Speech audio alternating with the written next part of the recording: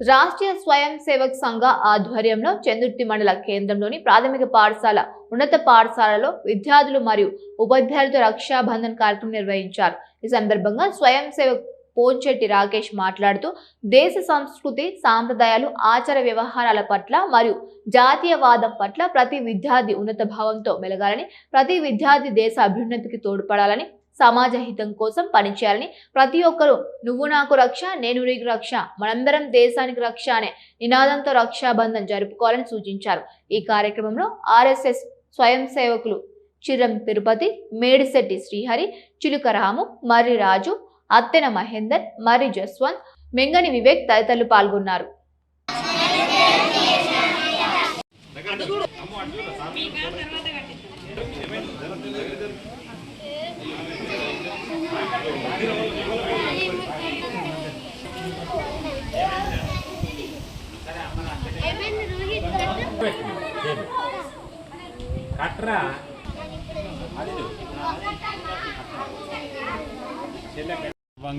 మరి ప్రతి సంవత్సరం లాగానే ఈ సంవత్సరం కూడా రాష్ట్రీయ స్వయం సేవక్ సంఘ్ ఆధ్వర్యంలో చందుర్తి మండల కేంద్రంలోని హై స్కూల్ కావచ్చు, ప్రైమరీ స్కూల్ కావచ్చు, మరి మిగతా స్కూళ్ళల్లో కూడా రక్షాబంధన్ కార్యక్రమాన్ని నిర్వహించడం జరిగింది.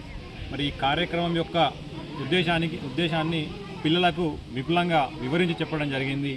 రక్షాబంధన్ అనేది కేవలం ఒక అన్నా చెల్ల మధ్యలో, అక్క తమ్ముని మధ్యలో, వాళ్ళ మధ్యలో ఒక కుటుంబంలో ఉండే విధానాన్ని కాకుండా మరి దీన్ని విస్తరింపజేసి మన దేశానికి కూడా మనం రక్షణగా నిలవాలి.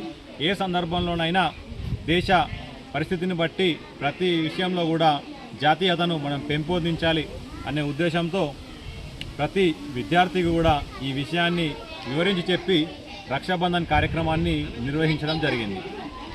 నమస్కారం. ఉమ్మడి కుటుంబాలే మన పల్లెల గొప్పతనాన్ని వివరించడానికి దోహదం చేస్తుందని నమ్మిన వ్యవస్థల్లో మన ఆర్ఎస్ఎస్ ఒకటి.